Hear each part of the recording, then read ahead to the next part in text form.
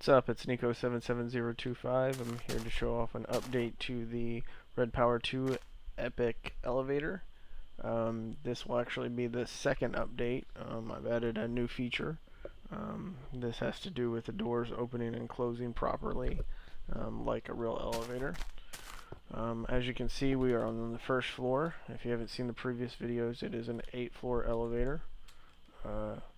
And it has a call button, which y'all should be familiar with.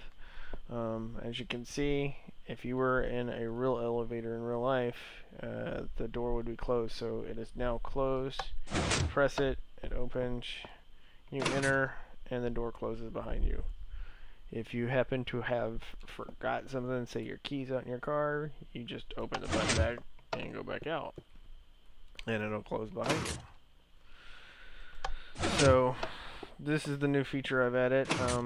I also, want it to make it. I'm going to the second floor, by the way. That's what the light blue is. So it is going, and also whenever you're in an elevator, the doors automatically open whenever you get to your floor. Also, I don't know if you heard, but it made a sound, it made a ding. And if you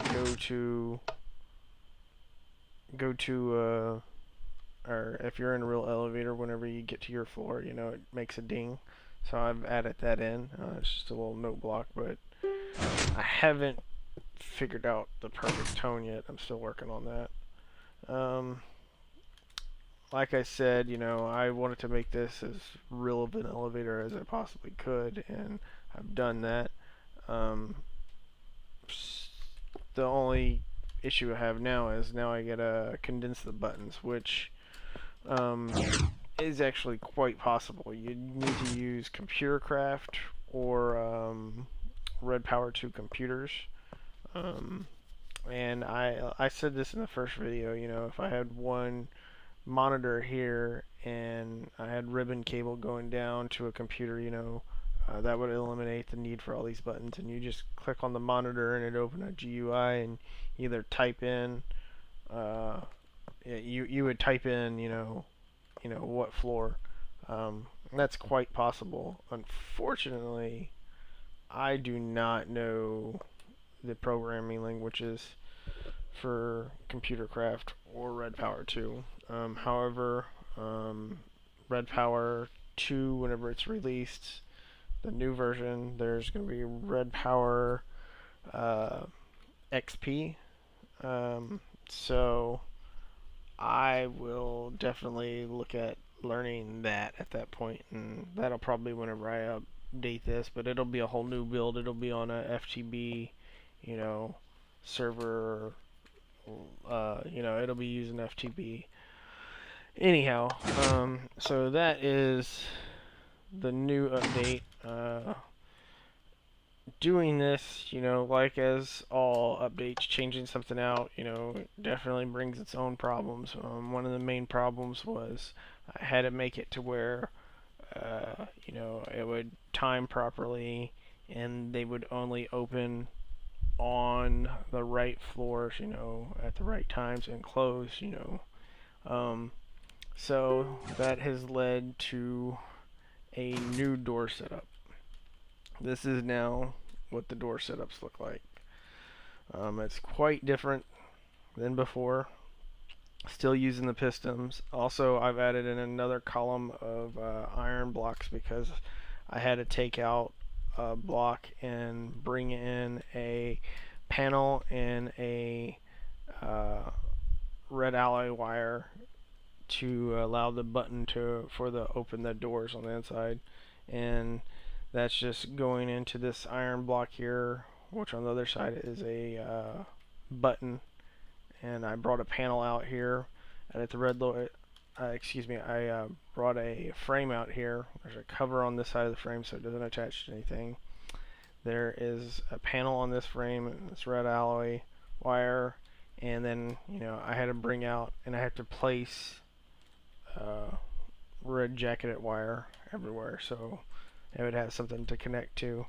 And this is for the internal open the doors, let me out of the elevator button. basically, if you're in it when it closes. This here, actually, this was the previous setup. It was quite a bit simpler.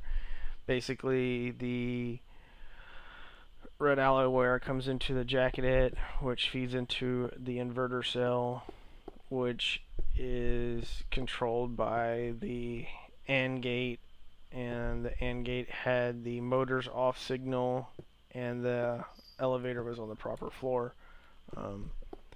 As you can see, this was quite, basic. I also threw in the toggle switch as a kill switch, which I can't reach from here, and I don't have it set up properly. It's not placed in the right way. But, I did a few things. First of all, I got rid of all the wireless. I did that because I went ahead and added in another conditional, so there's more than one wireless. So now it actually needs 3 conditionals, and I just ran a black cable, and I'll show you where this information's all from. But the doors now go down, the red alloy wire goes into the inverter. There's a stealthate here. Note that the little black dot is on the bottom and the red torch is on the top. I think once you place it, if you just shift click it, it'll automatically be in the right place. The inverter cell is with the red top wire going up. It drops down. You have to have this cable here for the toggle switch. This is only if you want a toggle switch to override the doors. That's, you can ring a wire here or a wireless signal here. You can override each door individually. From the stealthate, you got red alloy wire that comes from a pulse former. You need these covers here so they don't attach to this, or they attach to this. From the pulse, behind the pulse is an AND gate. All 3 of these are active. You will need a signal here and a signal here. I believe this signal, let's go check real quick because I don't remember which is which. Okay, brown is motors off, and pink, magenta there is duplicate button press. Okay, so I guess we can just go to this one. They're all the same. Brown here coming out of the cable. Basically, we'll get to it down there, but I've condensed those 2 signals into a black bundled cable. Brown cable is saying the motors are off, that the motors aren't running, and that gives you a, you can go, which right now the motors aren't running, so you can see that this AND gate is off and this AND gate is off. This here is the duplicate button press. That's going to be the middle one, and that would, this conditional will allow for this pulsar to set and activate the stealthate, and the stealthate will count for 2.7 seconds. The doors will open for 2.7 seconds, and then once the stealthate deactivates, it closes. So that's where you get that. That is if you're on the floor. So basically that's if you're on the floor that you want to be on. So like right now we're on floor 1, and if I go and try to open the door or call it to me and it's already on that floor, this AND gate will activate and it'll send a pulse to this stealthate and open it. This here is for the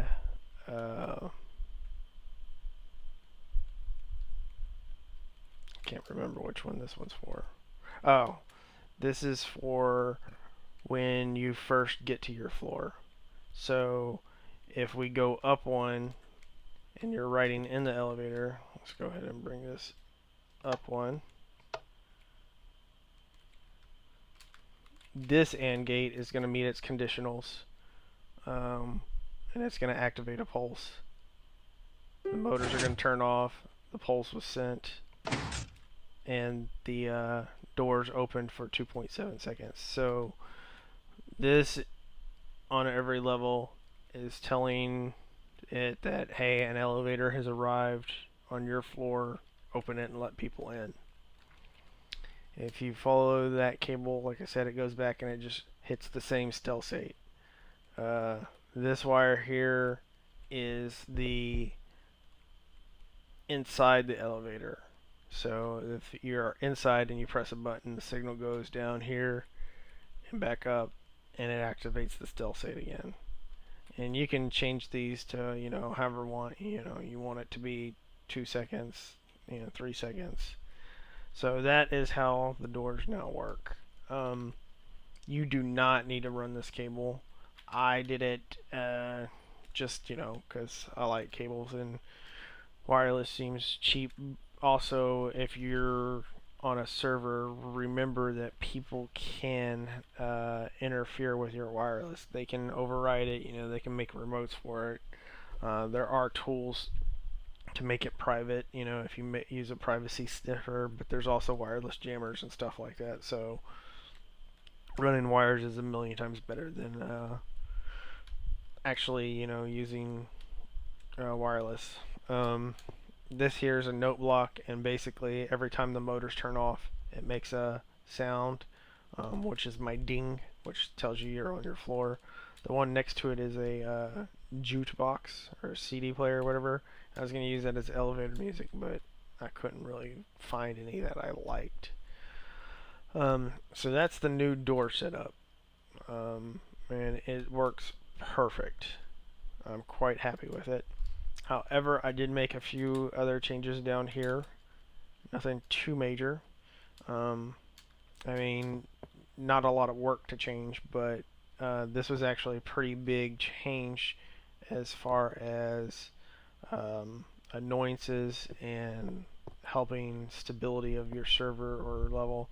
Before, out of this NOR gate, it went into a timer, and the timer kept running, and that's how it kept it off. I've changed that. Now the NOR gate just goes into a pulse former, so it doesn't send out a constant signal anymore, and the pulse former goes into a stealth state, and every time it gets a new pulse, it'll stop it. So it does the same thing without using a timer. Timers use up CPU cycles, so the more timers a server's running, the slower the server will be. So you want to use as few timers as possible while they're active. Like these timers right here, they don't have any effect until they're activated. So this will save you a lot, and it's just, it's a lot cleaner. It'll, be less noisy. The other thing, like I said before, is this signal, which is the motors aren't running signal. That's all this line is. Before we just had the wireless. Well, I went ahead and I changed that to make it also make a brown signal in the black bundled cable. So we now have it as a brown signal, and that's where the black bundled cable goes, and that's where you get your signals out there. Also, on this, I've turned this signal into a magenta signal, and this is the duplicate buttons. All those were for duplicate buttons. So this magenta signal just states that you've made a duplicate button press. So it now does multiple things. Also, I took out the repeater. The repeater, after playing around with it for a while, was having some issues to where, if you, rapidly press the floor that it's on, let me get it down here, but if you rapidly press to the floor that it was on, the repeater couldn't keep up with the presses at times. So this would jam and it would stay in the off position. I've now changed that to a pulsar with the stealth pulsar going into the square and the signal coming out of the torch. So now, as you can see, oh crap, I placed a block. As you can see, the pulsar activates the stealth and it kicks it back. So now it's a little bit more controlled. But the best thing about it is, as soon as you press a button again, it you know, it will reactivate. So if you have people jamming the buttons as much as possible, the repeater is going to send the signal and just keep spamming it through. Well, this here, it'll pulse every time, and if it's almost about to get through and it gets another pulse, it instantly resets the stealth state. So it never actually sends the signal until it has not gotten any button presses. So this is 100% jam proof now.